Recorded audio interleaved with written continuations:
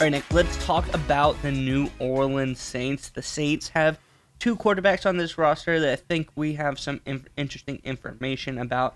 First of all, we know the starter, Derek Carr. He's very revered in this franchise already in just a short amount of time, and it seems like other players around him are really just looking up to him as well. But we're also going to talk about Spencer Rattler, and even though you have a rough first day of OTA, I think there's a lot of good things to be said about him as well. Let's get into this article and we can talk more about it on the other side. This is over on 24/7 Sports.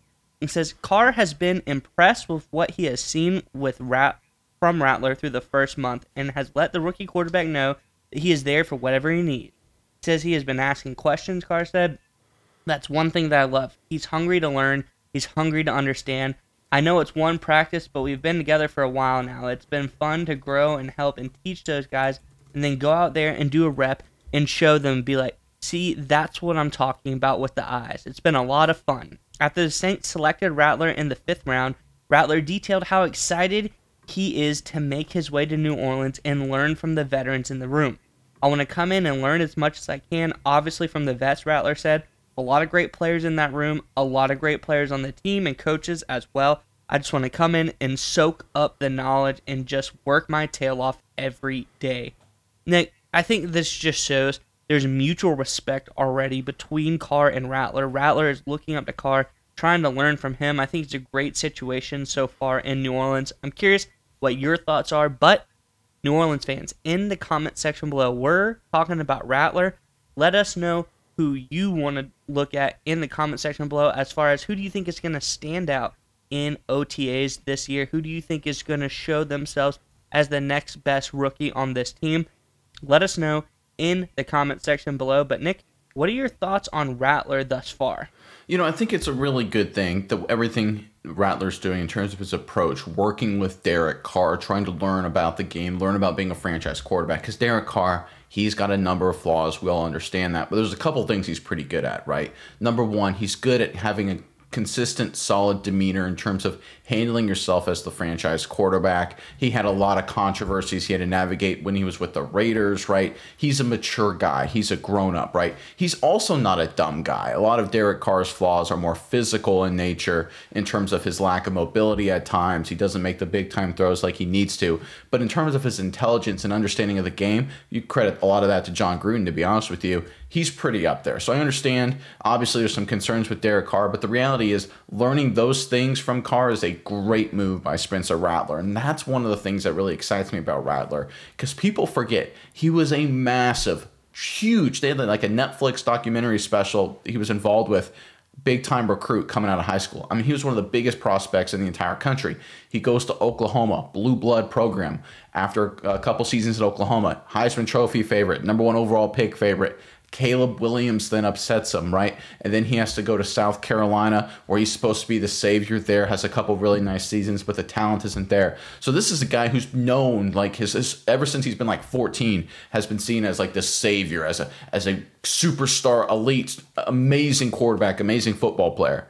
And yet he's willing and able to humble himself, as he should, right? There's a reason he was picked where he was, but he's able and willing to humble himself to go and work with Derek Carr and say, hey, listen, I need to learn how to be a franchise quarterback. I need to learn the mental side of this game. I need to figure out how to get better in terms of just learning this offense and executing an NFL offense.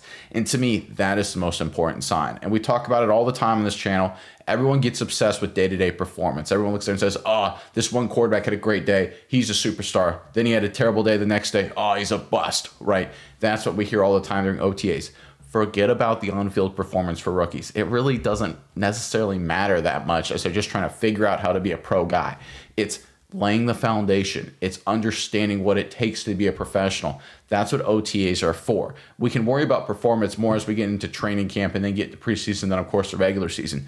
But let's focus on the foundation here. And right now, the Spencer Rattler Foundation is going to be Derek Carr, which is a pretty good foundation, right? Having that mindset, understanding what it takes to be a franchise quarterback, learning, willing to ask questions, understand how to make reads, how to operate a huddle, all this kind of dumb stuff, willing to humble yourself to try and get better, right? All those things really, really matter, because when you look at quarterbacks that never really figure it out, they're the guys that are too big. They think they're better than they really are. They're guys that never understand the mental side of the game like they should. Spencer Rattler is avoiding both of those pitfalls. And there was a lot to like of Rattler coming out of South Carolina. I think he was an underrated prospect. We talked about it a lot on this channel.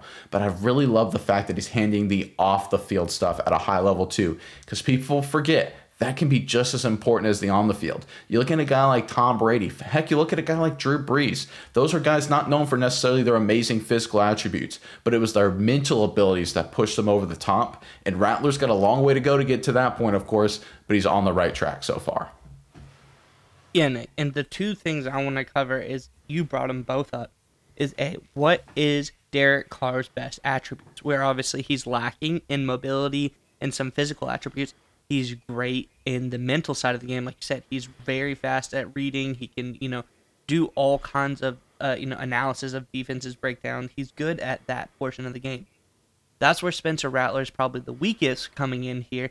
If you look over at Dane Brugler's The Beast, his draft profile of every player basically that goes into the draft, he says Rattler has a methodical play style that needs to be more urgent in his movement and his reads, but he has the arm talent, self-confidence, and work habits to give him a fighting chance to work his way up an NFL depth chart. I think this is a great situation for Rattler to be in. And this brings me to my second point, is it is a good situation for Rattler because you brought it up. This guy was the MVP of Elite 11 camp coming out of high school. He went to some, school where they had a documentary about, not just him, but he was the star of the documentary.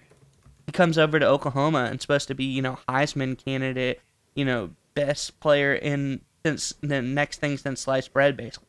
Goes over to South Carolina. He's supposed to be the savior. This is the first time that Spencer Rattler has come to a franchise, and they're like, listen, you don't have to be the guy from day one. You can sit back and just learn and figure stuff out. There's not any expectations on you right now. Just come on and grow and become the guy that we know that you can be. So I think this might be where we see Rattler develop the most, because finally he has a second to breathe, and he can learn from a guy like Derek Carr, who is the strongest where Rattler is the weakest. I think this is going to be a great situation for him. I'm excited to see how he develops throughout camp. And just one final commentary on Rattler. You talk about a perfect fit going to the New Orleans Saints. Rattler, based on all scouting reports, everyone was like, okay, he needs to go in an offense that has structure, rhythm, and timing built in a little bit, because that's two of his weaknesses in the passing game. You go to a Saints offense, obviously new offensive coordinator Clint Kubiak. You have quarterback Derek Carr, their starting guy, tutored by John Gruden. You're talking about Gruden, West Coast background. You're talking about Kubiak, that Shanahan system, which has roots in the West Coast background, that West Coast offense. It's all about rhythm and timing. So again, not only is Spencer Rattler asking the right questions in terms of having the right mentality, which he absolutely needs to have, learning from Derek Carr, but in a weird way, by doing that, it actually is going to play into fixing Rattler's biggest problems, because the more he learns from Kubiak, the more he learns from Derek Carr, he'll solve his rhythm and timing issues, just because the offense that Carr and Kubiak are familiar with is exactly what Rattler needs. This is setting up to be a very interesting dynamic for Spencer Rattler and the Saints. We'll have to see how it shakes out over training camp, preseason, of course, but you give it some time, this could work out really well for New Orleans, and there's a really good chance they have something here in Spencer Rattler.